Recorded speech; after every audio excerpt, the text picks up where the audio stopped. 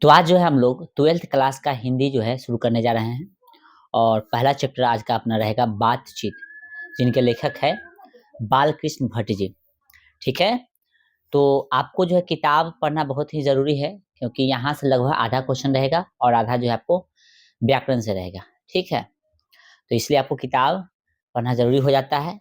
तो आज के इस क्लास में हम जो है पहला चैप्टर पे डिस्कशन करेंगे और आपको कहानी हूबहू पढ़ के बताएँगे, समझाएँगे और अंत में जो है इम्पोर्टेंस जो क्वेश्चन होगा इस चैप्टर का, जो इम्पोर्टेंट होगा, जो आने वाले एग्ज़ाम में जो है पूछे जा सकता है, वैसे प्रश्न को ऑब्जेक्टिव और सब्जेक्टिव रूप में आपको देने का आपको देने का जो है हम कोशिश करेंगे। ठीक है? तो आप अंत तक बने रहिएगा।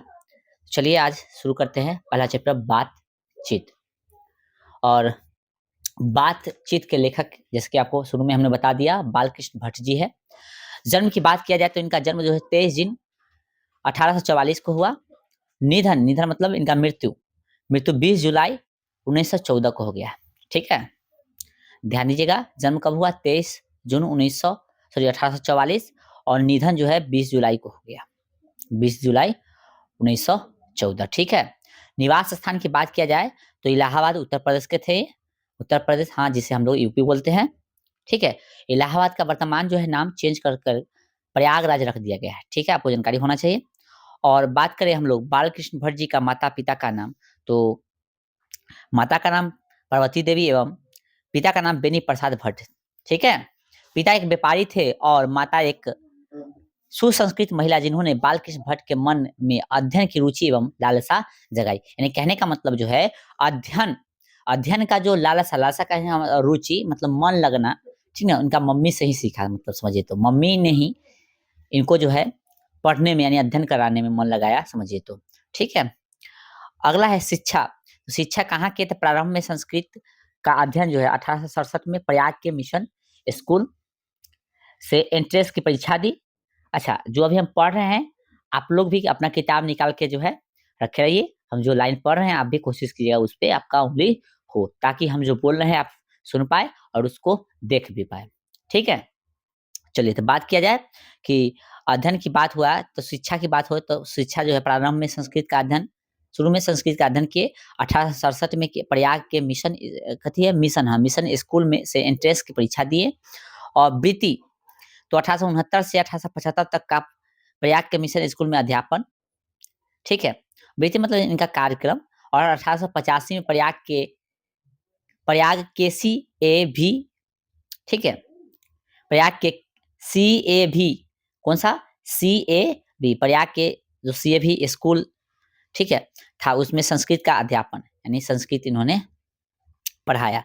1888 में प्रयाग की कायस्थ पाठशाला इंटर कॉलेज में अध्यापक नियुक्त हुए। बाद में 1800 कितना बोला है? 1888 में प्रयाग की कायस्थ पाठशाला इंटर कॉलेज में इनका जो है मतलब टीचर के रूप में कथी हुए? चयनित हो गए।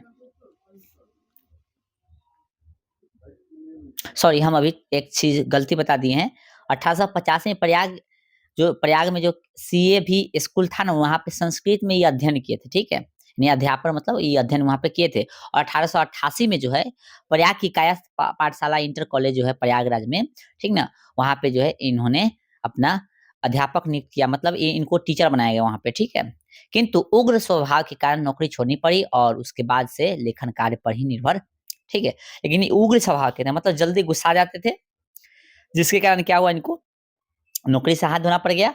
बाद में जो है अपना जो है अपना लेखन में व्यस्त हो गए और अपना जो है लेखन कार्य अपना जो है यहाँ से लेखन कार्य पर ही निर्भर हो गए। अब कहिएगा लेखन से क्या इनका दिनचर्या कैसे चलता होगा? तो लेखन करने के बाद जब आप कोई चीज़ लिखते हो ना, तो उसका बिक्री भी होता है। ठीक है? बिक्री होता है तो उससे आपको पैसा आता है। ठीक है?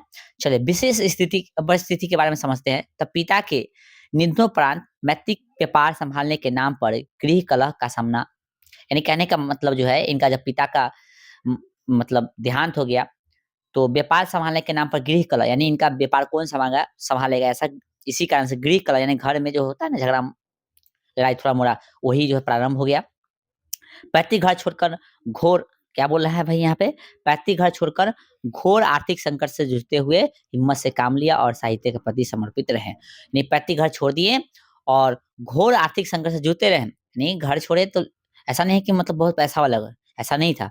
घोर आर्थिक संकट से जुड़ते, यानी पैसा वगैरह का बहुत सारा दिक्कत होते रहा, लेकिन इन्होंने क्या किया, अपना हिम्मत से काम लिया और साहित्य के प्रति समर्पित यानी लेखन का काम जो है लगातार करते रहे। ठीक है, आई होप कि आपको यहाँ तक समझ में आ रहा होगा। अभी अ, हम लोग जो है अभी लेखक के बारे में समझ रहे हैं, लेखक के बारे में जाना है तो लेखक के बारे में भी प्रश्न आता है। ठीक है, तो आपको ध्यान होना चाहिए लेखक के बारे में जो भी प्रश्न पूछेगा, जैसे पूछ सकता है कि लेखक का जन्म क्या कब हुआ, लेखक का निधन कब हुआ, इनके माता का नाम क्या है, पिता का नाम क्या है, ठीक है, कहाँ के थे, ठीक है, ऐसा प्रश्न बनता है। ठीक है, तो इसलिए हम बता रहे हैं, ध्यान दीजिएगा आप लोग। ऐसा नहीं कि हम बकवास कर रहे हैं और आप यूं ही मतलब इसको हवा में ले रहे हैं इस बात को, तो ऐसा नहीं होना चाहिए। ठीक है, अगला है कि रचनात्मक सक्रियता। तो भारत तेंदु हरिश्चंद्र की प्रेरणा से हिंदी वर्धवनी सभा प्रयाग की ओर से 1877 में हिंदी प्रदीप, ठीक है, नामक मासिक पत्र निकालना प्रारंभ किया। कौन कौन निकाले? भारत तेंदु हरिश्चंद्र की प्रेरणा से, यानी भारत तेंदु हरिश्चंद्र की प्रेरणा से इन्होंने क्या किया, हिंदी वर्धनी सभा, ठीक है, ये मासिक पत्र था, और साथ में प्रयाग की ओर से 1877 में हिंदी प्रदीप, यानी एगो तो क्या है, हिंदी वर्धनी सभा, दूसरा क्या है, हिंदी प्रदीप, और तीसरा है, मतलब यही दूगो है ना, हाँ, ये दूगो जो है क्या किए, मासिक पत्र निकालना प्रारंभ किए। इसे वे 33 वर्षों तक चलाते रहे और यह कार्य को उन्होंने 33 वर्षों तक लगातार चलाया। इसमें नियमित रूप से मासिक पत्र निकालना, सॉरी हम भूल रहे हैं, लाइन चेंज हो गया। इसमें नियमित रूप से सामाजिक, साहित्यिक, नैतिक, राजनीतिक विषयों पर निबंध लिखते रहे। यानी क्या इसमें काम करते थे, तो इसमें नियमित रूप से यानी रेगुलर बेस में सामाजिक साहित्य, नैतिक साहित्य, ये सब विषय था, सामाजिक साहित्य, नैतिक साहित्य, इस सब विषय पर निबंध लिखते थे। 1881 में वेदों की युक्तिपूर्ण समीक्षा की, यानी वेदों का क्या किया, इन्होंने समीक्षा किया। 1886 में लाला श्रीनिवास दास के संयुक्ता स्वयंवर की कठोर आलोचना की, यानी इन्होंने आलोचना किया, उसके बारे में बताया। जीवन के अंतिम दिनों में हिंदी शब्दकोश के संपादन के लिए श्याम सुंदर दास द्वारा काशी आमंत्रित, किंतु अच्छा व्यवहार न होने पर अलग हो गए। यानी जीवन के अंतिम दिनों में क्या किया है, हिंदी शब्दकोश के संपादन के लिए, यानी हिंदी में शब्दकोश होता है ना, उसको संपादन के लिए श्याम सुंदर दास द्वारा काशी में इनको आमंत्रित किया गया, किंतु अच्छा व्यवहार न होने के कारण क्या किया, इन्होंने उनसे अलग होना उचित समझा। ठीक है, इनका रचनाएं क्या क्या है समझ लीजिए। तो उपन्यास में क्या है, तो रहस्य कंथा, नूतन ब्रह्मचारी, 100 अजान 1 सुजान, गुप्त वैरी, रसातल यात्रा, यानी क्या क्या को बोल दिए, रहस्य कथा 1 हो गया, नूतन ब्रह्मचारी 2 हो गया, 100 अजान 1 सुजान 2, कितना हो गया, 3 हो गया, गुप्त वैरी 4 हो गया, रसातल यात्रा 5 हो गया, उचित दक्षिणा 6 हो गया, हमारी घड़ी 7 हो गया, सद्भाव का अभाव 8 हो गया। मतलब लगभग ऐसा नहीं कि 8 होगा, और भी होगा, लेकिन ये इंपॉर्टेंट है, एग्जाम में आता है। ठीक है, इनका रचना। ओके, तो कहानी आपको थोड़ा-सा ध्यान होना चाहिए। ठीक है, अभी हम बताएँगे कि क्या-क्या आपको लिख लेना है। अभी कहानी सुनिए और इसमें से लिखना क्या-क्या है, इससे आपको ध्यान होना चाहिए। मोटा-मोटी कहानी आप पढ़ रहे हैं, ठीक है, लेकिन लिखना क्या-क्या है, इसे बताएँगे, सो लिख लीजिएगा आप लोग, ठीक है? चलिए, फिर नाटक क्या-क्या लिखे, समझिए। तो नाटक लिखे पद्मावती 1 नंबर, दूसरा है किराता जुर्निये और वेनिसहार, शिशुपाल वध, नंद कथी है, दमयंती या दमयंती स्वयंवर कह सकते हैं इसको, शिक्षादान, चंद्रसेन, सीता वनवास, पतित पंचम मेघनाथ, वध कट्टर, सोम की एक नकल, बृहन्नता नला, इंग्लैंड स्वरी और भारत जननी, भारत वर्ष और कली, 2 दूरदेशी, एक रोगी और एक वैद्य, रेल का बिगट खेल, बाल विवाह आदि। ठीक है, प्रहसन में क्या लिखे, जैसा काम वैसा परिणाम, नई रोशनी का विष, आचार विडंबन, ठीक है, निबंध 1000 के आसपास निबंध लिखे, 1000 के आसपास निबंध, जिनमें 100 से ऊपर बहुत महत्वपूर्ण। ठीक है, तो ध्यान रखिएगा, इन्होंने 1000 से ऊपर जो है निबंध लिखा, जिसमें 100 से ऊपर बहुत महत्वपूर्ण है। भट्ट निबंध माला नाम से 2 खंडों में एक संग्रह प्रकाशित है, और भट्ट निबंध माला नाम से जो है 2 खंडों में इनका संग्रह प्रकाशित किया गया है। तो ध्यान रखिएगा। तो इसमें से आपको क्या-क्या लिखना है, बता देते हैं। इनका जन्म लिख लीजिएगा, निधन लिख लीजिएगा, निवास स्थान लिख लीजिएगा, माता-पिता का नाम लिख लीजिएगा। ठीक है, चलिए, बाकी इनके पिता के बारे में आप पढ़ ही लिए। ठीक है, अब इसके आगे क्या लिखना है इसे समझिए। इसके आगे रचनात्मक, ये छोड़ दीजिए। हाँ, रचना इनका लिख लीजिए। रचना में उपन्यास लिखिएगा, ठीक है, नाटक लिख लीजिएगा, और प्रहसन प्रहसन भी लिख लीजिएगा, हालांकि सब इंपॉर्टेंट नहीं है लेकिन मोटा मोटी आपको जानकारी होगा तो इतना चीज लिख लीजिएगा, ठीक है। चलिए अब जो है नीचे क्या कह रहा है समझिएगा, अभी भी इन्हीं के बारे में हम लोग जान रहे हैं, ठीक है ना, तो ध्यान दीजिएगा। कह रहा है कि बाल कृष्ण भट्ट आधुनिक हिंदी गद्य के आदि निर्माताओं और उन्नयनकार रचनाओं में एक है। वे भारतेंदु युग के प्रमुख साहित्यकारों में से हैं। वे हिंदी के प्रारंभिक युग के प्रमुख और महान पत्रकार, निबंधकार तथा हिंदी की आधुनिक आलोचना के प्रवर्तकों में अग्रगण्य हैं। उन्होंने आधुनिक हिंदी साहित्य को अपने प्रतिभाशाली जनधर्मी व्यक्तित्व और लेखन से एक नवीन धरातल, नवीन दिशा और नया रूप, रंग और मानस दिया है। निश्चय ही क्या बोल रहा है भाई, निश्चय ही इस महत्तर युगांतकारी कार्य में वे एक एकांकी नहीं थे। स्वयं भारतेंदु हरिश्चंद्र, प्रताप नारायण मिश्रा, प्रेम घन, राधाचरण गोस्वामी जैसे अनेक महान साहित्यकार उनके साथ थे, किंतु यह एक सर्वसम्मत स्थापित मानता है कि अपने युग के सर्वाधिक सक्रिय, मुखर और प्रदीर्घ समय तक सुदृढ़ निष्ठा के साथ तेजस्वी लेखन द्वारा साहित्य सेवा करते रहने वाले समर्पित साहित्यकार थे बालकृष्ण भट्ट। भारतेंदु युग के 2-3 प्रमुख साहित्यकारों में एक, जिनके अनवरत लेखन से भारतेंदु युग का रचनात्मक युग व्यक्तित्व निर्मित हुआ तथा आगे के द्विवेदी युग का मूलाधार निर्मित हो सका। साहित्य केवल कल्पना, विलास और मनोरंजन की वस्तु नहीं है। क्या बोला है, कल्पना, विलास और मनोरंजन की वस्तु नहीं है, अपितु वह जन समूह के चित्त के विकास का संवाहक और जन संस्कृति के विकास प्रवाह का मूर्त वांग्मय उपादान है, जो गहन लोक संप्रीति से उपजता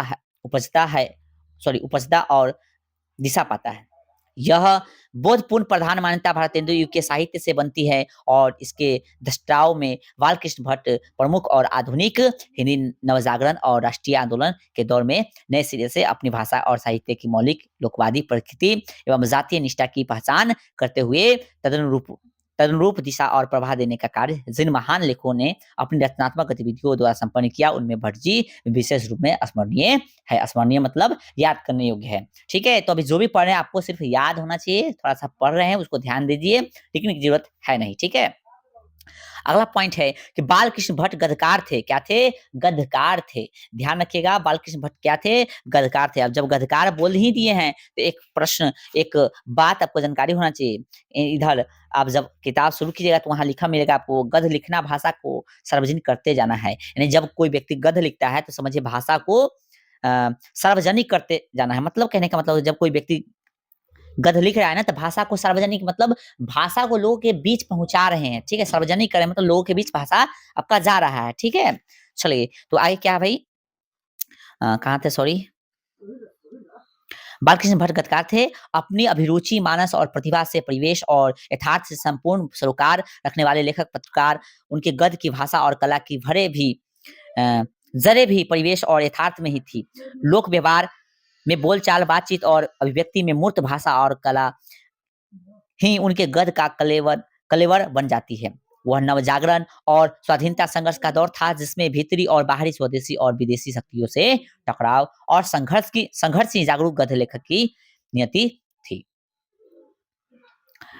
यह टकराव और संघर्ष भट्ट जी के लेखन में आंतरिक दृढ़ता, तेज और तेवर बनकर उभरता है। भट्ट जी ने हिंदी प्रदीप में पूरे अधूरे अनेक उपन्यास लिखे, नाटक और प्रश्न लिखे, किंतु निबंध ही उनकी वह अपनी विधा है, जिसमें उनका प्रायपूर्ण स्वदेशी लेखन पूरी शक्ति, सामर्थ्य और वैभव के साथ प्रकट हुआ है। यानी इन्होंने बहुत चीज लिखा, लेकिन इनका जो है असली विधा जो है निबंध ही है, समझे।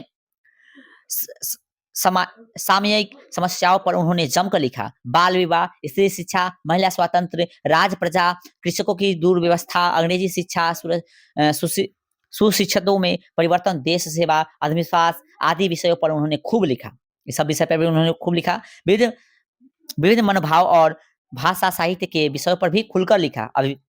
व्यक्तित्व व्यंजक, आत्मपरक, कलात्मक निबंध भी उन्होंने इतने लिखे कि उनकी व्याख्या सैकड़ों में है, मतलब बहुत सारा लिखे इन्होंने। आचार्य रामचंद्र शुक्ल ने निबंधकार के रूप में उन्हें अंग्रेजी साहित्य के एडिशन और स्टील की श्रेणी में रखा है। अब यहाँ से इंपॉर्टेंट हो जाता है ये लाइन, आपसे पूछेगा कि किन्होंने भट्ट जी को एडिशन और स्टील की श्रेणी में रखा है, तो ध्यान रखिए आचार्य रामचंद्र शुक्ल ने, ठीक है। तो आचार्य रामचंद्र शुक्ल से लेकर श्रेणी में रखा, ये वाला पूरा लाइन आप लिख लेंगे, ठीक है।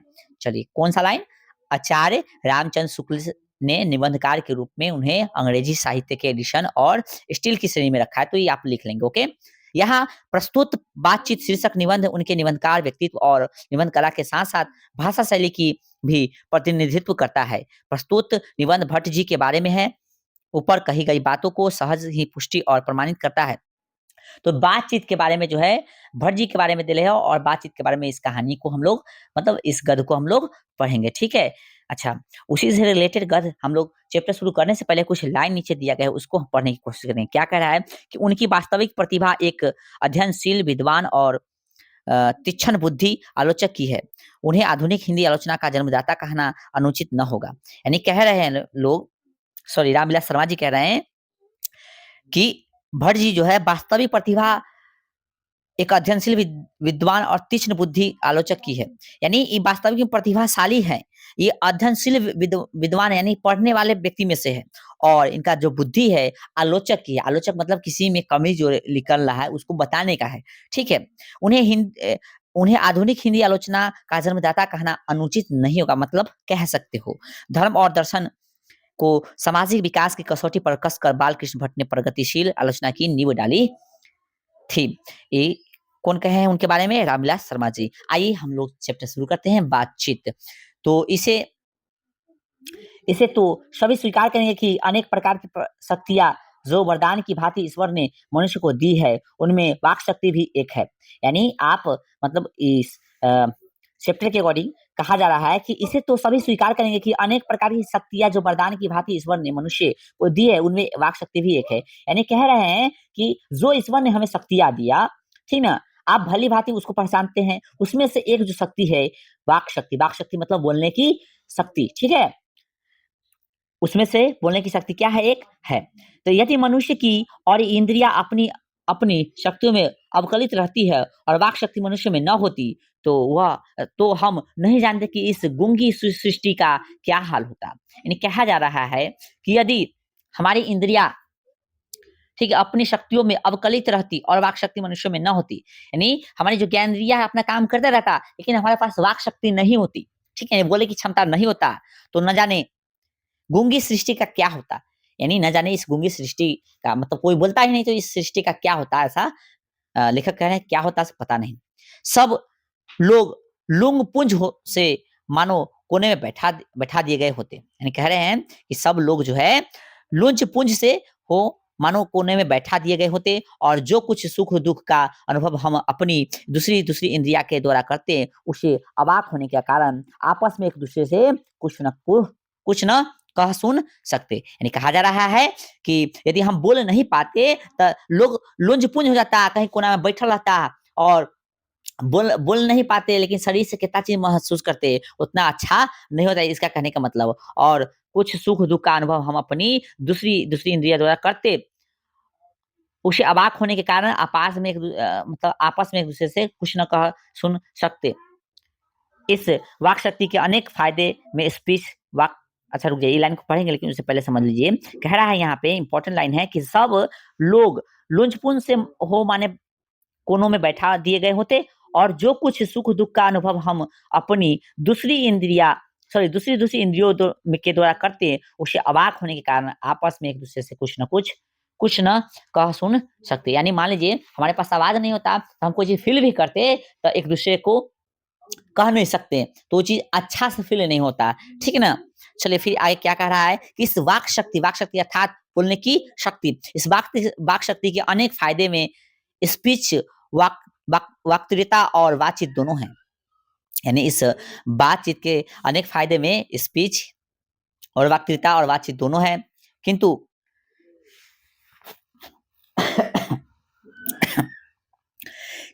स्पीच से बातचीत का ढंग ही निराला है। कथी बोल रहा है भाई कि स्पीच से बातचीत का ढंग ही निराला है। बातचीत में वक्ता को नाज नखरा जाहिर करने का मौका नहीं दिया जाता है कि वह बड़े अंदाज से गिनकर पांव रखता हुआ पुलिट पर जा खड़ा हो और पुण्य वाहन या नांदी पाठ की भांति घड़ियों तक साहवान मजलिस चेयरमैन लेडीज एंड जेंटलमैन की बहुत सी स्तुति करे करावे और तब किसी तरह वक्तृता का प्रारंभ करे। यानी कह रहे हैं लेखक कि बातचीत, जो बातचीत है और स्पीच है, दोनों सेम चीज नहीं है। बातचीत तो मतलब बातचीत का लहजा कुछ और है। यानी बातचीत को हमको शुरुआत करना तो हम नहीं कहेंगे कि ध्यान दीजिए, attention please ladies and gentleman, ये सब चीज नहीं बोलेंगे हम लोग। डायरेक्ट अपना जो चीज मन कहेगा बोल सकते हैं। लेकिन जब आपको भाषण देना है, स्पीच देना है, यानी स्पीच मतलब भाषण देना है, जब उसमें आपको सबको संबोधन करना पड़ेगा, गुड मॉर्निंग एवरीवन, या क्या बोलना पड़ता है, attention please ladies and gentleman, ये सब आपको बोलना पड़ता है। क्या चीज में? स्पीच में। लेकिन बातचीत का मजाक कुछ और है, जो मन किया हुआ हम लोग डायरेक्टली बोल देते हैं, ये लेखक का कहना है। ठीक है। फिर क्या बोला है, जहां कोई मर्म या नोक की चुटीली बात वक्ता महाशय के मुख से निकली कि ताली ध्वनि से कमरा गुज उठा, इसलिए वक्ता के खामखा ढूंढकर कोई ऐसा मौका अपनी वक्तृता के लाना ही पड़ता है जिसमें ध्वनि अवश्य हो। और जो वक्ता भाषण करेगा, ठीक ना, चाहे कहीं भी दे रहा है, स्पीच दे रहा है, तो उसको जान से कुछ ऐसा पॉइंट ढूंढना पड़ता है, बोलना पड़ता है कि उससे क्या हो, लोग जो सुनो उसको थोड़ा सा मजा आए, हंसी लगे, ताली बजाए, उस लायक कुछ बात आपको ढूंढना पड़ेगा अपने स्पीच में। बट आपको बातचीत किसी से करना है, जनरली किसी से बातचीत करना है, तो उतना हम लोग सोचते नहीं है कि हम लोग को ये शब्द बोलना है, ये शब्द बोलना है। जनरली जो मन करता है वो बोल देते हैं। हाँ, कुछ अपशब्द नहीं होना चाहिए, लेकिन जनरली होता है हम लोग जो मन करता है वो शब्द बोल देते हैं। लेकिन आपको बातचीत करना, सॉरी, क्या बोलते हैं इसको, स्पीच यदि देना है, तो आपको वैसे वैसे वर्ड चुनना पड़ता है। ठीक है, ताकि लोग कुछ हंसे, बोरिंग फील ना करे। आई होप कि आपको समझ में यहाँ तक आ रहा होगा। वही हमारी साधारण बातचीत का कुछ ऐसा घरेलू ढंग है कि उसमें न कड़क ध्वनि का कोई मौका है, न लोगों के कहकाने उड़ाने की कोई बात ही रहती है। कड़क ध्वनि मतलब ताली बजाने की बात हो रहा है, ठीक है ना। तो क्या कहा, वही हमारी साधारण बातचीत का कुछ ऐसा घरेलू ढंग है, यानी साधारण बातचीत का हमारा हम लोग का ऐसा घरेलू ढंग है कि उसमें कहीं भी ताली बजा तो बजा, नहीं बजाता कोई दिक्कत है ये नहीं है। ठीक है।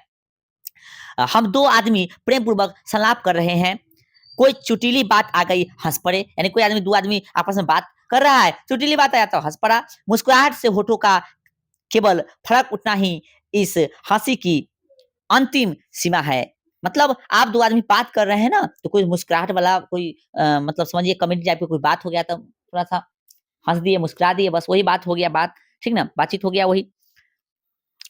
मुस्कुराहट से होठों का केवल फर्क उठना ही इस हंसी का अंतिम सीमा है। और सिर्फ आप क्या बोलते हैं, थोड़ा सा मुस्कुरा ही लिए, समझिए तो अपना जो है बात का मजा ले लिए।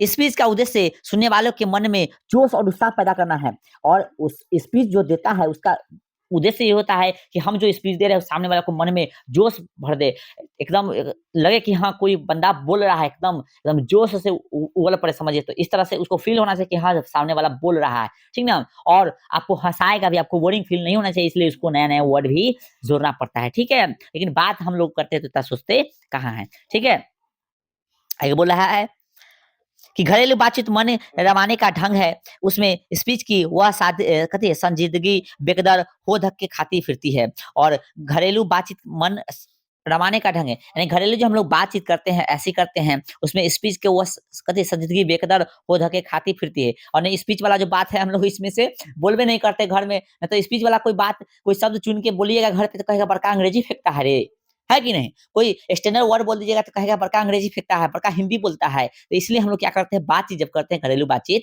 तो उसमें एकदम सरल भाषा बोलने की कोशिश करते हैं, ताकि हमारा घरे, हमारा साथी, हमारा दोस्त, चाहे घर का परिवार का सदस्य कोई उस बात को समझ सके। ठीक है, लेकिन भाषा में आपको स्टैंडर्ड वर्ड चुनना पड़ता है।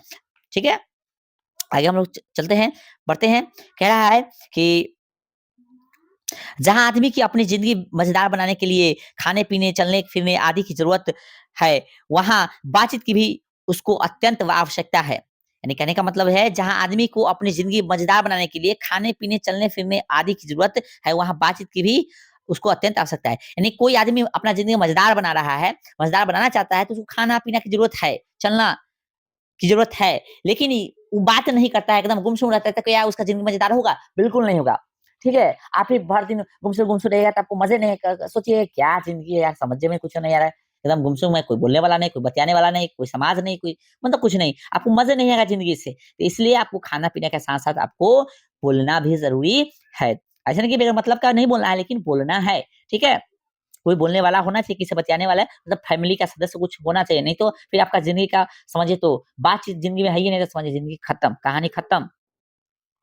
जो कुछ मवाद या धुआँ जमा रहता है, यानी कोई भी ज़िंदगी में कोई तरह के दिक्कत है, परेशानी है, आप जब किसी से बोलते हैं ना, तो वो परेशानी जो है या तो वो अगला हल करता है, नहीं तो मन हल्का हो जाता है, जो आपका परेशानी होता है। इसलिए बातचीत करना ज़रूरी होता है। तो वही बोला यहाँ, जो कुछ मवाद या धुआँ जमा रहता है, वह बातचीत के ज़रिए भाप बनकर बाहर निकल पड़ता है। ऐसा ही होता है, चित्त हल्का और स्वच्छ हो परम आनंद में मग्न हो जाता है और आप फिर आनंद मग्न हो जाते हैं और आपको थोड़ा मन हल्का-सा फ़ील होता है। बातचीत का भी एक ख़ास तरह का मज़ा होता है और जब 2 दोस्त जो है बातचीत करता है उसका मज़ा ही कुछ और होता है, आपको पता ही होगा। जिनको बातचीत करने की लत पड़ जाती है, वे इसके पीछे खाना-पीना भी छोड़ बैठते हैं। आपको पता होना चाहिए आपके गाँव में भी कुछ न कुछ आदमी होंगे कि जिनको बात करने की आदत होगा, उनको खाना-पीना से कोई मतलब ही नहीं होता है, भूल जाते हैं खाना खाना कब खाना है, ना खाना है, बात के चक्कर में जो है पूरा जो है खाना-पीना सब भूल जाते हैं। पता चलता है कि अरे अभी 1 बज गया, 2 बज गया, 3 बज गया, 4 बज गया, हम तो लंच किए ही नहीं। तो फिर उसको याद आता है कि जाके लंच करता है। तो ऐसा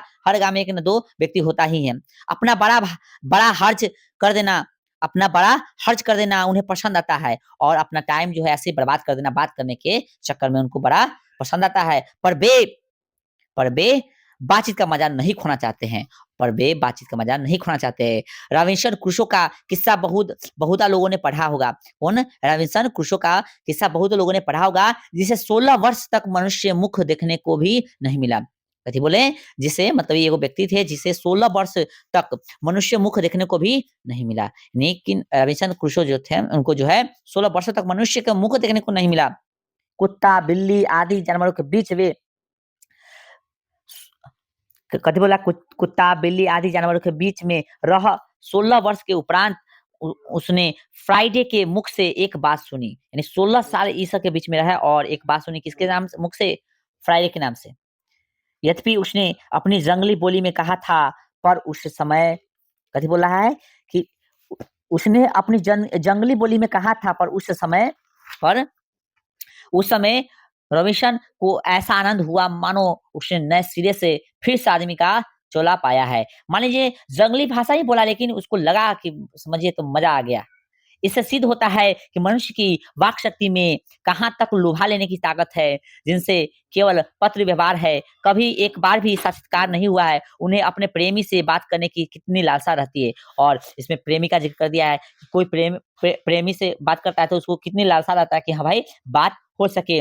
अपना फिर आगे बोला है अपना अभियांत्रिक भाव दूसरे पर प्रकट करना और उसका आज से आप ग्रहण कर लेना ले कर लेना शब्दों के ही द्वारा हो सकता है। यानी किसी के भाव को अपने भाव से समाहित कर लेना, कोई जो कह रहा है उसके दर्द को मतलब अपने आप फ़ील करना, यही जब अगला बोलेगा तभी आप जो इस चीज़ को अच्छा से फ़ील कर सकते हो। सच है जब तक मनुष्य बोलता नहीं तब तक उसका गुण दोष प्रकट नहीं होता है। इसलिए तो गाँव में कहावत है कि आप देखिए, एगो तो नेगेटिव पॉइंट है कि आप बोलिएगा ज़्यादा, ठीक है? यानी कहने का मतलब यही मुँहबा कथी कहते हैं ना गाँव में कि पान खियावे यही मुँह लात खियावे। तो कहने का मतलब जो ये नेगेटिव हो गया। लेकिन सही वास्तव में देखा जाए तो आप बोलिएगा नहीं तो आपका काम भी नहीं होने वाला है। अब मान लीजिए ना आप गए साइबर आपको फॉर्म भरना है, हैं? आप साइबर गए आपको फॉर्म भरना है, आप ओते खड़ा हो जाइए। साइबर वाला जो है साइबर वाला पूछो आपसे पिताजी का नाम पूछ रहा है, कह रहा ठीक ना? आप वास्तव में गूंगा नहीं हैं। आप ऐसे डायलॉग में उससे बतियाइएगा तो क्या होगा? आपका काम करेगा, गुस्सा होके कहेगा, "ए भागै छै कि ना तू यहाँ से?" तो इस तरह से आपको कह सकता है। तो मनुष्य बोलता नहीं तब तक उसका गुण हाँ, ज़्यादा बोलेगा, ठीक है? बहुत ज़्यादा बोलता है कोई मतलब बगैर मतलब कि कोई ज़्यादा बोलते रहता है समझिए तो उसका गुण प्रकट होता है कि बहुत बोलने वाला है, कि बहुत नहीं बोलने वाला है, कि कम बोलने वाला है। चाहे वो जब बोलता है तो क्या बोलता है, अपशब्द बोलता है या सही बात बोलता है, इससे आप अंदाज़ा लगाते हैं कि वो व्यक्ति जो है कैसा है, उसका व्यक्ति का परवरिश जो है कैसे घर में हुआ है, कैसे परिवार में हुआ है। इसके बारे में आप जब वो बोलता है तब उसके बारे में अंदाज़ा आप लगा लेते हैं। ठीक है? इसका मतलब ये नहीं कि आपको बोलना ही नहीं है, बोलना है। यदि हम सही बोलेंगे तो वही सही अंदाज़ लगाएगा कोई। कोई अंदाज़ लगाए या ना लगाए उससे आपको फ़र्क क्या पड़ता है? फ़र्क नहीं पड़ना चाहिए। लेकिन हाँ, आप सही बोलो, ठीक है? आगे बोला है कि वेन जॉनसन का यह कहना है कि बोलने से ही मनुष्य के रूप का संस्कार होता है, बहुत ही उचित जान पड़ता है। देखिए, आप मोटिवेशनल स्पीकर का नाम सुने होगा। मोटिवेशनल स्पीकर कौन होते हैं? जो अच्छा बोलते हैं, जो अच्छा वक्ता होते हैं, जो किसी को लुभा लेने की समझा लुभाने का अर्थ यह हो गया कि आप जब वो बोलेंगे ना तो पूरा जो है आप उनके कंट्रोल में चले जाएगा, ठीक है? ऐसा-ऐसा बात बोलेंगे कि आप उनके कंट्रोल में एकदम पूरा मन में जोश भर देंगे कि हाँ, ये आज काम करके रहना, आई कैन डू इट एकदम जो है मतलब ऐसा लगा कि हम ये काम को अभी कर देंगे। इस तरह से जो है त हमको बोलना है क्योंकि जब तक बोलिएगा नहीं तो आपका जो काम है वो नहीं होगा तो बोलना ज़रूरी है, ठीक है? और अच्छा से बोलना है, ठीक है? चलिए इस बातचीत की सीमा जैसे आपको स्कूल की ही बात हम करें तो बहुत बच्चा टीचर कहते हैं कि हाँ भाई आज चलो चैप्टर 1 का कुछ सब्जेक्टिव सुनना है, चाहे चैप्टर 1 का कुछ सब्जेक्टिव सुनना है, चलो ये फलाना क्वेश्चन के बारे में बताओ। अब कुछ विद्यार्थी बता देगा, कुछ विद्यार्थी हाथ उठाएगा, कहेगा हम सुनाएँगे सर। जब सर उससे बोलेंगे कि चलो बउआ बोलो, तो वो बचवा जो है बोलबे नहीं करेगा। ठीक है? तो कारण क्या है? वो बच्चा शुरू से शर्माता है, लजाता है। अब सब आदमी शुरू से शर्माता, लजाता है। एक आइए 2% होता है जिसको लाज शर्म नहीं लगता है। मतलब हम पॉजिटिव वे में बोल रहे हैं। लाज शर्म इन द सेंस हो गया कि मतलब उसको कोई का प्रभाव नहीं पड़ता, लेकिन अधिकतर बच्चा जो होता है शर्माता है, जैसे हम लोग भी शर्माते हैं। लेकिन उस शर्माहट को दूर करने के लिए बस उपाय है, आपको बोलना पड़ेगा। जितना ज़्यादा बोलोगे, उतना जो शर्माहट दूर होगा। ठीक है? स्कूल में, कॉलेज में, सरकारी स्कूल हो, प्राइवेट स्कूल हो, चाहे कोचिंग, उसमें आपको बोलना पड़ेगा। बोलिएगा तभी जो है आपको धीरे-धीरे शर्माहट कम होगा और बोलने की जो है जो धारा प्रवाह जो आपका होगा, वो बहुत अच्छा गुड यानी गुड मतलब समझिए तो अच्छा हो जाएगा। ठीक है? तो बोलना ज़रूरी है। स्कूल में जब भी मौका मिले, कॉलेज में, स्कूल में, कोचिंग में जब भी आपको मौका मिले फट से खड़ा होइए, जवाब देने में पीछे नहीं होइए, ठीक है ना? कोई दिक्कत नहीं है, आप अपना भाषा में जवाब दीजिए, कोई दिक्कत नहीं है, लेकिन आपको बोलना है, ठीक है? तो इस बातचीत का सीमा से इस बा क्या बोला है, इस बातचीत की सीमा 2 से लेकर वहाँ तक रखी जा सकती है, जहाँ तक उनकी जमात, मीटिंग या सभा न समझ ली जाए। एडिशन का मत है कि असल बातचीत सिर्फ़ 2 व्यक्तियों में हो सकती है। यानी एडिशन अब यह प्रश्न यहाँ से बन सकता है कि किसका मत है कि असल बात सिर्फ़ 2 व्यक्तियों में हो सकता है। तो लाइन को आप अंडरलाइन कर सकते हो, ध्यान दो, ठीक है? तो एडिशन क्या करते हैं, आप जो है इसको पेन से ऐसे कर सकते हो, ठीक है? हाँ, तो एडिशन का मत है कि मतलब एडिशन कहते हैं कि असल बातचीत सिर्फ़ 2 व्यक्तियों में हो सकती है, ठीक है? जिसका तात्पर्य यह हुआ कि जब 2 आदमी होते हैं, तभी अपना दिल एक-दूसरे के सामने खोलते हैं। जब 3 हुए तब वह 2 की बात कोसों दूर गई। कहा भी कहा भी है कि 6 कानों में पड़ी बात खुल जाती है। दूसरे यह किसी तीसरे आदमी के आ जाते ही या तो वे दोनों अपनी बातचीत से निरस्त हो बैठेंगे या उसे निपट मूर्ख अज्ञानी समझ बनाने लगेंगे। ठीक है? देखो, जब आप 2 आदमी रहते हैं तो खुल के आप बात करते हैं, ठीक है? प्राइवेट हो और ऐसी ही हो कुछ बात हो तो आप 2 आदमी रहते हैं तो अच्छे से बात करते थे। तो एडिशन वही कह रहे हैं कि असल बातचीत जो है 2 ही व्यक्ति में हो सकता है। तीसरा आएगा, ठीक है? तो तीसरा आएगा तो आप उसे मूर्ख समझेंगे, कैसन पगलेट आदमी भाई उसको बुलाया नहीं, कुछ चला आया बीच में हम लोग का प्राइवेट बात सुनने, तो आप उसको मूर्ख समझिएगा, ना तो आप अपना बात पे बंद कर दीजिएगा। होता है ऐसे, ठीक है? तो असल जो बातचीत होगा, क्यों होगा? 2 आदमी के बीच में होगा, तीसरा आएगा तो आप जो है बात बंद कीजिए, यदि नहीं कीजिएगा बात, तो बस ई कान में से ऊ कान में, ई कान में सही से ऐसे-ऐसे कह के इधर से उधर बात जो है, आप जो बोलिएगा वो फैल जाएगा, ठीक है? तो जैसे गर्म दूध और ठंडे पानी के 2 बर्तन आस-पास में सट के रखे जाते हैं, एक का असर दूसरे में पहुँच जाता है अर्थात दूध ठंडा हो जाता है और पानी गरम, वैसे ही 2 आदमी पास बैठे हो तो एक का गुप्त असर दूसरे पर पहुँच जाता है, चाहे एक दूसरे को देखे भी नहीं। तब बोलने की कौन कहे, एक के शरीर की विद्युत दूसरे में प्रवेश करने लगती है। जब पास बैठने का इतना असर होता है, तब बातचीत में कितना अधिक असर होगा। इसे कौन ना स्वीकार करेगा? अरस्तु पहले यहाँ पे समझते हैं और अरस्तु का चर्चा करते हैं। यानी कह रहा है कि ठंडा गरम पानी मान लीजिए एगो बर्तन में ठंडा पानी है और एगो में दूध है, ठीक है? तो उसको जब एक साथ रखिएगा मतलब दोनों बर्तन को सटा के रखिएगा तो दूधवा गरम था, ठीक ना? लेकिन पानी ठंडा था, दूधवा ठंडा हो जाएगा। कारण क्या है दोनों बर्तन का जो समझिए तो संपर्क हुआ जिसके कारण एक गुण दूसरे का गुण दोनों जो है मिल गया गुण। पानी नहीं मिला है, गुण जो है दूसरे को मिल गया, ठंडा वाला जो उसको ठंडा कर दिया। उसी तरह से जब आप 2 आदमी बात करते हैं गुप्त तो उसको भी मतलब जब हम बैठे रहते हैं तो जब बैठे रहते हैं तो बहुत देर बैठे-बैठे साथ-साथ बैठे-बैठे कुछ आपको जो है अगला का लक्षण आप में आने लगता है, ठीक है? इसलिए तो कहा जाता है संगत से गुण आवत है, संगत से गुण जात है, तो संगत आपका सही होना चाहिए। तो यहाँ पे हम बातचीत के दरमियान का है, तो जब बैठने से आपका उसमें और उसका आप में जो है गुण कुछ अच्छे गुण आ सकते हैं या खराब गुण आ सकते हैं और बोलिएगा तो कितना अच्छा होगा, ठीक है? तो बोलना ज़रूरी है, ठीक है? तो अरस्तु अब इस बात को 3 आदमियों के साथ देखना चाहिए। सॉरी छूट गया हाँ, अरस्तु कह रहे हैं सॉरी अरस्तु नहीं अस्तु है दिले सॉरी अस्तु, अस्तु अब इस बात को 3 आदमियों के साथ देखना चाहिए। मानो एक त्रिकोण-सा बन जाता है। मानो अब क्या बोला है कि अब इस बात को 3 आदमियों के बीच देखना चाहिए मतलब 3 आदमियों के साथ देखना चाहिए, मानो एक त्रिकोण-सा बन जाता है। तीनों चित्त मानो 3 कोण हैं, तीनों चित्त मानो 3 कोण हैं और तीनों की ही मनोवृत्ति के प्रसरण की धारा मानो उस त्रिकोण की 3 रेखाएँ हैं। गुपचुप असर तो उन तीनों के तीनों में परस्पर होता ही है, जो बातचीत 3 में की गई है। वह मानो अंगूठी में नग सी जर जाती है। उपरांत जब 4 आदमी हुए तब बेतलुकी को कथी है बिल्कुल स्थान नहीं रहता, खुल के बातें न होगी। जो कुछ बातचीत की जाएगी वह फॉर्मेलिटी गौरव और साजिदगी कथी बोल रहा है संजीदगी के लक्ष्य में सनी हुई होगी। 4 से अधिक की बातचीत तो केवल राम रवैयल कहलाएगी, उसे हम संलाप नहीं कह सकते। यानी कहने का मतलब 2 आदमी बात करेगा तो सही से करेगा, 3 भी बात करेगा तो ऊ बोलेगा, ठीक है? लेकिन उतना खुल के बात नहीं होगा। जैसे 4 होगा तो बस 4 गो बात हुआ, समझ लीजिए 3 से अधिक आदमी हुआ बात जैसे मन तैसे सब बात करने लगता है। आप समझ रहे हैं ना ये बात को? ठीक है? चलिए। तो इस सही से संलाप इसको हम लोग नहीं कर सकते, ठीक है? यानी 2 से अधिक आदमी जब बात आपस में करेगा तो सही से संलाप अर्थात सही से बातचीत इसको हम लोग नहीं कह सकते। ओके?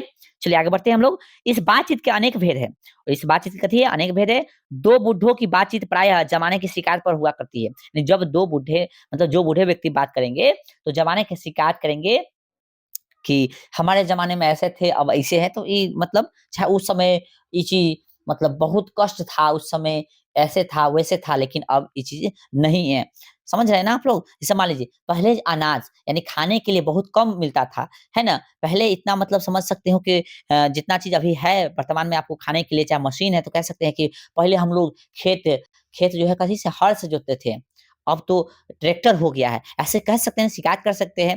माने पहले की बात करेंगे, ठीक ना? यानी ज़माने से शिकायत करते हुए बात होती है, ठीक है? 2 बूढ़े व्यक्ति का। लेकिन आगे क्या कह रहा है भाई? ज़माने की शिकायत पर हुआ करती है। बे-बाबा आदम के समय की फिर क्या हो रहा है कि बे-बाबा आदम के समय की ऐसी दर्शाना शुरू करते हैं जिनसे 4 सच तो 10 झूठ और ऐसे बात शुरू करेंगे जिसमें कुछ सच होगा तो कुछ झूठ होगा। इसमें बोला है 4 सच तो 10 झूठ हो सकता है। एक बार उनकी बातचीत का घोड़ा छूट जाना चाहिए। पहले एक कह रहा है कि एक बार जो है उनकी बातचीत का घड़ा छूट जाना चाहिए। पहरों बीत जाने पर भी अंत न होगा और जब बातचीत शुरू करेंगे तो उसका जल्दी अंत होता ही नहीं है। आप लोग जो किताब पे हम जो लाइन पढ़ रहे हैं उसका अंगुली जो है मतलब उस पे अंगुली आप रख के ही पढ़िएगा, सुनिएगा, ठीक है? तो अच्छा रहेगा, ठीक है? आगे हो रहा है कि प्रायः अंग्रेजी राज्य, प्रदेश और पुराने समय की रीति नीति का अनुमोदन और इस समय के सब भांति लायक नौजवानों की निंदा उनकी बातचीत का मुख्य प्रकरण होगा और वो अंग्रेजी राज्य, प्रदेश और पुराने समय की रीति-नीति की बात करेंगे और अभी नौजवानों की निंदा करेंगे कि नौजवान ऐसे नहीं है, तो ऐसे नहीं, पहले का ऐसे होता था, पहले के अभी का ऐसे है। तो ये सब जो है करेंगे और क्या बोले हैं, पढ़े-लिखे हुए के लिए तो शेक्सपियर और पढ़े-लिखे के लिए क्या बोले हैं इसमें? पढ़े-लिखे के लिए शेक्सपियर, मिल्टन, मिल और कथी है स्पेंसर स्पेंसर जी पर नाचा करेंगे और जो पढ़े-लिखे होंगे तो वो अपना थोड़ा स्टाइल गजबे झाड़ेंगे, ठीक है? वही बता रहा है इसमें कि जो पढ़े-लिखे होंगे शेक्सपियर बनेंगे, शेक्सपियर मतलब इंग्लिश के जनक समझ सकते हो और मिल्टन बनेंगे, मिल और कथी स्पेंसर जी पर नाचा करेंगे। अपनी लियाकत के नशे में चूर हम चुनी दिगरे नेस्त अकरफ अकरखन कथी बोला है अकरपन की चर्चा छोड़ेंगे। 2 हम सहेलियों की बातचीत का कुछ और 2 हम सहेलियों की बातचीत कुछ जायका ही निराला है और कह रहा है कि दो हम सहेलियों की बातचीत का कुछ जायका ही निराला है। रस का समुद्र मानो उमड़ा चला आ रहा है। इसका पूरा स्वाद उन्हीं से पूछना, चाहे जिन्हें ऐसों की रस सनी बात सुनने को भी भाग्य लड़ा हो। और दो सहेली जब बात करेगा एकदम बात को सान के करेगा, हाँ ऐसे है वैसे है, तो एकदम बात एकदम समझिए तो एकदम जो है लगेगा कि सचमुच में बता रहा है, एकदम वास्तविक बात है, ऐसे बताएगा बतियाएगा दो सहेली। ठीक ना, आगे कह रहा है दो बुढ़ियों की बातचीत का मुख्य प्रकरण बहू बेटी वाली हुई तो अपनी बहू या बेटी का गीला शिकवा होगा। और दो बूढ़ी व्यक्ति बात करेंगे अपने बहू बेटी के शिकायत से संबंधित बात करेंगे, या बे बिरादरी या दो या बे बिरादराने का कोई ऐसा रम रसरा छेड़ बैठेंगे कि बात करते करते अंत में खोड़े दांत निकाल निकाल लड़ने लगेगी। और बाद में बात करते करते ऐसा भी समय आया कि खुद लड़ने भी लगेंगी। लड़कों की बातचीत खिलाड़ियों लड़कों की बातचीत बोल रहा है कि लड़कों की बातचीत खिलाड़ी हुए तो अपनी अपनी तारीफ करने के बाद वे कोई सलाह गांठेंगे, यानी पहले तो अपन तारीफ करेंगे, दो लड़का बात करेगा तो फिर कोई सलाह गांठेंगे जिससे उनको अपनी शैतानी जाहिर करने का पूरा मौका मिले। ठीक है, स्कूल के लड़कों की बातचीत का उद्देश्य अपने उस्ताद की शिकायत या तारीफ या अपने सहपाठियों में किसी के गुण अवगुण का कथोपकथन होता है। यानी कहने का मतलब जो और स्कूल का जो बच्चा हुआ तब अपने उस्ताद की बड़ाई कर सकता है या शिकायत कर सकता है या सहपाठी के गुण अवगुण के बारे में बतिया सकता है। स्कूल वाला बच्चा सा पढ़ने में कोई लड़का तेज हुआ तो कभी अपने सामने दूसरे को कुछ न गिनेगा, और पढ़ने में कोई बच्चा तेज होता है तो अपने सामने कोई कुछ हो न समझेगा। ठीक है, सुस्त और बोधा हुआ तो दबी बिल्ली का सा स्कूल भर को अपना गुरु मानेगा। और कोई पढ़ने में बहुत कमजोर है, एकदम दबा कुचला लड़का है, तो सब गुरु मानते चलेगा। ऐसा आपको भी लगा होगा, हाँ भाई वो हमरा ये सिखा दिया, हाँ भाई हाँ भाई हाँ हाँ हाँ तू कैसे से ऐसे है, तू कैसा था ऐसे है, तो ऐसे जो है सीन आएगा। आप ये सब समझ ही रहे होंगे। आगे क्या बता रहा है भाई कि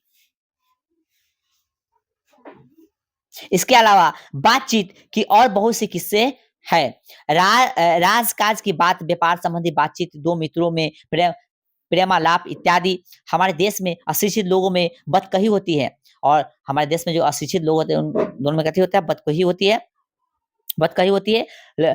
लड़की लड़के वालों की ओर से एक एक आदमी बीच विचयी होकर दोनों में विवाह संबंध की कुछ बातचीत करते हैं। उस दिन से बिरादरी वालों को जाहिर कर दिया जाता है कि अमुक की लड़की का अमुक के लड़के के साथ विवाह पक्का हो गया है, और यह रस्म बड़े उत्सव के साथ की जाती है। संडू खाने की बातचीत भी निराली होती है। निदान बात करने के अनेक प्रकार और ढंग है। यानी जब कोई शादी विवाह की बात होता है तो इधर से लड़की पक्ष से और लड़के पक्ष से भी आदमी होते हैं, बिची बिचा जिसे हम लोग अगुआ कहते हैं अपना भाषा में। ठीक है, और फिर वो सब जो है मतलब गांव में जाते हैं, कुछ मतलब सब काम हो जाता है तो गांव में जाके कहता है ना भाई कि अमुक की बेटा को अमुक के बेटी से शादी है। अमुक मतलब किसी का मतलब कोई फलना है और चिल्ला के बेटा बेटी से कहती है शादी है। अमुक मतलब समझिए किसी का नाम लेकर। ठीक है, चलिए नाम पता नहीं तो अमुक शब्द बोल सकते हैं। ओके, आइए आगे क्या है, तो यूरोप की बात हो रहा है। तो यूरोप के लोगों में बात करने का हुनर है, और यूरोप के जो लोग हैं उनमें बात करने का कथी है तो हुनर है। क्या है तो आर्ट ऑफ कन्वर्सेशन है। आर्ट ऑफ कन्वर्सेशन यानी बात करने की कला। ठीक है, यहाँ तक बढ़ा है कि स्पीच और लेखन दोनों इसे नहीं पाते। कथी बोल रहा है कि यहाँ तक बढ़ा है कि स्पीच और लेखन दोनों इसे नहीं पाते। इसकी पूर्ण शोभा काव्य कला प्रवीण विद्वान मंडली में है। इसे ऐसे चतुराई के प्रसंग छेड़ जाते हैं कि जिन्हें सुन कान के अत्यंत सुख मिलता है। और मतलब उस सबको जब आप बात विचार सुनिएगा तो आपके कान को अत्यंत सुख मिलता है। सुहृद सुहृद गोष्ठी इसी काम का नाम है। सुहृद गोष्ठी की बातचीत की यह तारीफ है कि बात करने वाले की लियाकत अथवा पंडिताई का अभिमान या कपट कहीं एक बात में भी प्रकट न हो, वरन क्रम में रसा भास पैदा करने वाले शब्दों को बरकाते हुए चतुर सयाने अपनी बातचीत को सरस रखते हैं। वह रस हमारे आधुनिक शुष्क पंडित की बातचीत में जिसे ससात कहते हैं कभी आवेगा ही नहीं। मुर्गा और बटेर की लड़ाइयों की आप समझिएगा, मुर्गा और बटेर की लड़ाइयों की झपटा झपटी चलिए आप लोग ध्यान दीजिएगा, कहीं से फ़ोन आ गया था। चलिए अब जो मोबाइल को फ्लाइट मोड में डाल दिया गया है। तो हम लोग कहाँ थे भई? अ, हाँ, चलिए तो हाँ, सुहृद गोष्ठी इसी का नाम है। सुहृद गोष्ठी की बातचीत की यह तारीफ़ है कि बात करने वाले की लियाकत अथवा पंडिताई का अभिमान या कपट कहीं एक और में भी प्रकट न हो। वर्ण क्रम में रसाभास पैदा करने वाले शब्दों को बरकते हुए चतुर अ, स सयाने अपनी बातचीत को सरस रखते हैं। वह रस हमारे आधुनिक शुष्क पंडित की बातचीत में जिसे सशास्त्र कहते हैं, कभी आवेगा ही नहीं। मुर्ग और बटेर की लड़ाइयों की झपटा-झपटी के समान उनकी नीरस काँव-काँव में सरस संलाप की चर्चा ही चलना व्यर्थ है। वर्ण कपट और एक-दूसरे को अपने पंडिते के प्रकाश के बाद में परास्त करने का संघर्ष आदि रसाभास की सामग्री रसाभास की सामग्री वहाँ बहुतियात के साथ आपको मिलेगी। घंटे भर तक काँव-काँव करते रहेंगे तो कुछ न होगा। बड़ी-बड़ी कंपनी और कारखाने आदि बड़े से बड़े काम इसी तरह पहले 2-4 दिल्ली दोस्तों की बातचीत से शुरू किए गए हैं। उपरांत बढ़ते-बढ़ते यहाँ तक बढ़े कि हज़ारों मनुष्य की उनसे जीविका चलने लगी और साल में लाखों की आमदनी होने लगी। 25 वर्ष के ऊपर वाले की बातचीत अवश्य ही कुछ न कुछ सारगर्भित होती है। यानी कह रहा है इसमें कि 25 वर्ष से अधिक की उम्र के लोग जो होते हैं, कुछ न कुछ ज़रूर जो है सारगर्भित मतलब कुछ गंभीर बात करते होंगे। ठीक है? अनुभव और दूरदर्शी से खाली न होगी और 25 से नीचे की बातचीत में यद्यपि अनुभव, दूरदर्शिता और गौरव नहीं पाया जाता है। यानी 25 के ऊपर वाले अच्छे ढंग से बात करते हैं, उनको कुछ अनुभव होता है, ठीक ना? तो वो अनुभवशील बात करते हैं, कुछ कह सकते हो कि कुछ बात ऐसे करेंगे जो समझदारी वाला होगा, जो काम से रिलेटेड बात होगा और 25 से नीचे वाला थोड़ा-सा ऐसा नहीं कि सब, कुछ की बात हो रहा है ज़्यादातर की बात हो रहा है कि आपको जो 25 से ऊपर वाले जो व्यक्ति होंगे कहेंगे कुछ बात तो स अपने अनुभव के आधार पर कहेंगे। कुछ उससे एज नीचे वाला एज का भी अनुभव होता है बट यहाँ कुछ ही होता है वैसा, ठीक है? आई होप कि आपको समझ में आ रहा होगा। यानी 25 से नीचे वाला कोई व्यक्ति बोलेगा तो उनके अनुभव की कमी होगा, दूरदर्शिता और गौरव नहीं पाएगा और दूर की चीज़ वो कम सोच सकते हैं, ठीक है? अनुभव की कमी के कारण और इसमें एक प्रकार का ऐसा दिल बहलाव और ताज़गी रहती है जिसकी मिठास उससे 10 गुना बढ़ी-चढ़ी होती है और इनके बात में एक ताज़गी तो होगी जो 25 के बाद वाला जो होगा उसमें फ़ील न होगा लेकिन इसके बाद में फ़ील होगा, ठीक है? एक मिठास होगा, ताज़गी रहती है कि हाँ, लगेगा कि चलो भाई बात मस्त बात है, ठीक है? क्योंकि 25 ऊपर वाला बात जो व्यक्ति करेगा वो ज़रा ज़िम्मेदारी का बात करेगा, ठीक है? कि हाँ, इतना एज हो गया, ये चीज़ होना चाहिए था, अभी नहीं हुआ, ठीक है? तो आपको टेंशन होगा इस बात क्या यार क्या ज़िंदगी है, सब दिन ये करे, वो करे, तो आपको इसलिए बोरिंग फ़ील हो सकता है लेकिन वो बड़ी अ, अच्छे समझदारी से बात करेंगे लेकिन हाँ, यदि आपको 25 से नीचे वाला कुछ लोग होंगे तो वो जब बात करेंगे तो आपको अच्छा लग सकता है, लेकिन उतना जो है दूरदर्शिता उनके बात में नहीं होगा, यानी ज़्यादा दूर की बात उनका बात नहीं हो सकता। दूर की मतलब ऐसा नहीं कि 1 किलो दूर मिले, तो मतलब सोचने की बात हो रहा है दूर की, ठीक है? चलिए, यहाँ तक हमने हमारी बातचीत का हाल लिखा है, जिसमें दूसरे फ़रीक के होने की बहुत आवश्यकता है। बिना किसी दूसरे मनुष्य के हुए जो किसी तरह संभव नहीं है और जो 2 ही तरह पर हो सकता है या तो कोई हमारे यहाँ कृपा करे या हम ही जाकर दूसरे को कृतार्थ करें। पर यह सब तो दुनियादारी है जिसमें कभी-कभी रसाभास होते देर नहीं लगती क्योंकि जो महाशय अपने यहाँ पधारे उनकी पूरी दिलजोई न हो सकती तो शिष्टाचार में त्रुटि हुई। अगर हम ही उनके यहाँ गए तो पहले तो बिना बुलाए जाना ही अनादर का मूल है और न जाने पर अपने मन माफ़ी बर्ताव न किया गया तो मानो दूसरे प्रकार का नया घाव हुआ। इसलिए सबसे उत्तम प्रकार बातचीत करने का हम यही समझते हैं कि हम वह शक्ति अपने में पैदा कर सकें कि अपने आप बातचीत कर लिया करें। यानी कह रहे हैं कि बातचीत करने के लिए हमको या तो किसी के पास जाना होगा या किसी के पास आना होगा। यदि जाते